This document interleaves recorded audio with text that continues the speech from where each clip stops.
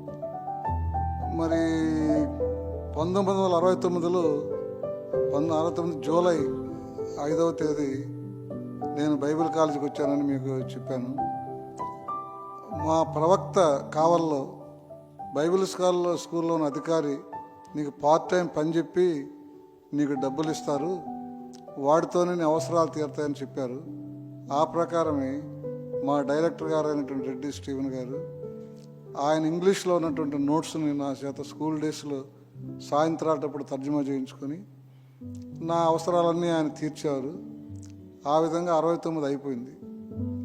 70లో ప్రవేశించినప్పుడు నేను మా ఊరు వెళ్ళకూడదు, మా అమ్మ ఏమేమో అన్నది, అవన్నీ మనం చెప్పాను.